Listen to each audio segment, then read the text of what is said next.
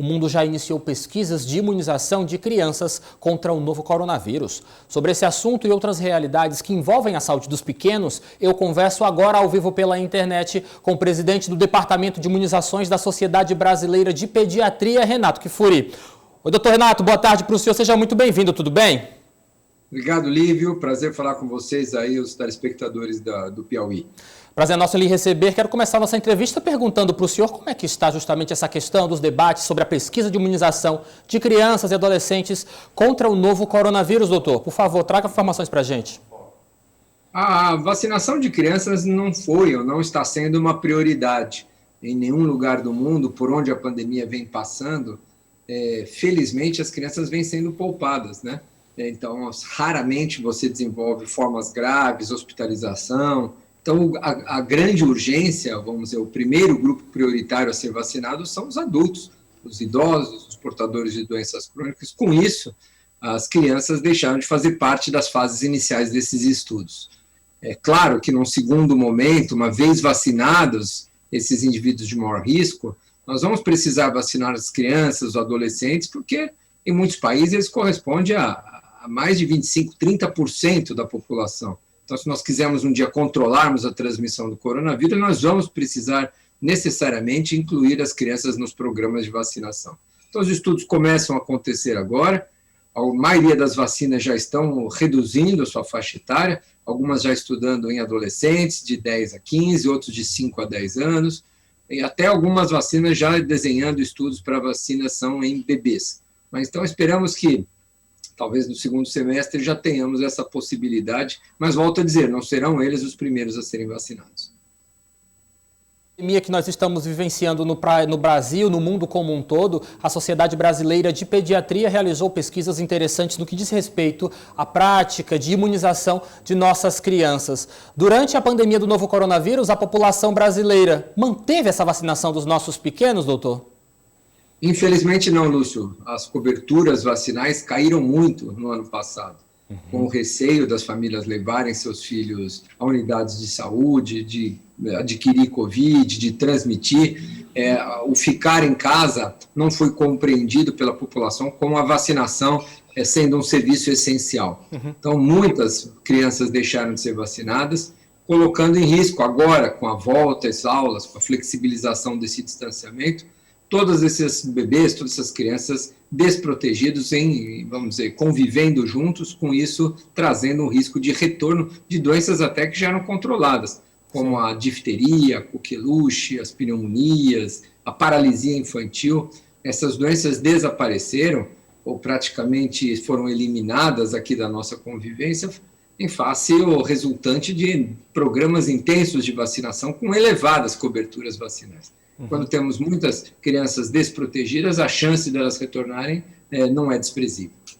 Doutor, a pesquisa também revela como é que ficaram a questão os números, a rotina, a prática de consultas de rotina das nossas crianças com os pediatras? Também, outro aspecto que foi deixado de lado, né? O segmento pediátrico de rotina, a puericultura, 40% menos de consultas pediátricas. É um número bastante importante. E não é só nesse campo da pediatria. Nós fizemos quase menos 40% menos diagnósticos de câncer no ano passado.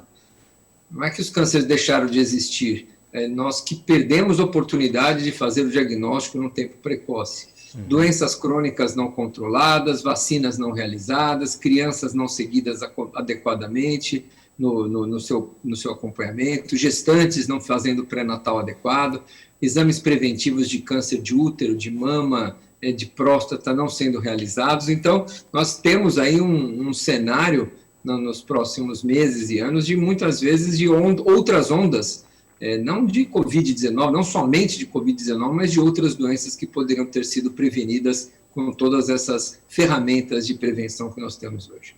Em falas anteriores suas aqui durante a nossa entrevista desta quarta-feira, o senhor falou sobre essa questão do retorno às aulas, doutor. Nós vivemos aqui uma realidade de suspensão dessas aulas durante todo o ano de 2020, essa discussão se presencial, se online, se híbrido. Eu queria saber como é que vocês da Sociedade Brasileira de Pediatria estão acompanhando esta necessidade de retorno dos nossos jovens, crianças, a esse contexto tão importante de socialização e, é claro, de aprendizado em sala de aula. As pesquisas da Sociedade Brasileira Brasileira de Pediatria também estão preocupadas com esse retorno às aulas das nossas crianças? A posição da Sociedade Brasileira de Pediatria é muito clara. Nós responsabilizamos em 2020, de maneira equivocada, as crianças com maior peso em relação a essa pandemia. Foram as primeiras a serem retiradas da escola, as escolas fecharam em primeiro lugar e foram as últimas a serem abertas só agora no começo do ano. Praticamente passamos um ano no país com as escolas fechadas, acreditando no início que as crianças pudessem desempenhar um papel importante na cadeia de transmissão, aliás, como faz com outros vírus respiratórios. O que a Covid-19 nos ensinou é que as crianças não participam dessa cadeia de transmissão de maneira muito importante. Raramente são as crianças a porta de entrada da infecção na família, raramente essas crianças adoecem de forma mais grave, mortalidade é praticamente inexistente na faixa pediátrica, as crianças transmitem menos porque têm menos sintomas, tossem menos, espirram menos, consequentemente as crianças, não faz sentido nós mantermos toda a atividade comercial, restaurante, bares, comércio, praias, shopping centers e as escolas fechadas. Esse foi um grande equívoco que aprendemos, uma das lições que aprendemos com a pandemia no ano passado. Num país onde tanta desigualdade, tanta falta faz a escola, né, no sentido muitas vezes da segurança alimentar, na gravidez na adolescência, na evasão escolar, cada ano que uma criança fica fora da escola, a chance dela nunca mais retornar é grande. No ensino médio profissionalizante, onde muitas dessas crianças e adolescentes se capacitam para uma atividade laboral, e, obviamente, todas as questões de saúde mental, de aprendizado, de alfabetização tão importantes. Então, não é justo que as crianças paguem um preço que não cabe a elas essa responsabilização. A volta deve ser com segurança, deve ser aos poucos, com salas não lotadas, nas escolas que não têm condições de ter salas ventiladas, que não têm condições de água encanada, de não ter pia, deve ser fornecida uma outra opção, mas não é possível mais não enfrentarmos esses desafios. A volta às aulas precisam acontecer o mais breve possível. Doutor, só para encerrar nossa entrevista de hoje, eu gostaria de lhe questionar sobre um ponto que eu achei interessante da pesquisa que foi divulgada pela Sociedade Brasileira de Pediatria. Nós vivíamos em uma realidade em que os pais temiam a meningite como uma das principais doenças, aquelas que seriam que trariam consequências mais graves às nossas crianças. Esse posto não é mais a meningite, não é isso? É verdade, essa é uma percepção equivocada da população que a pesquisa nos trouxe. Os pais têm muito mais medo de que seus filhos adquiram Covid do que adquiram sarampo, meningite, pneumonias. Quando na verdade, a Covid-19 na criança, ela raramente evolui de forma grave.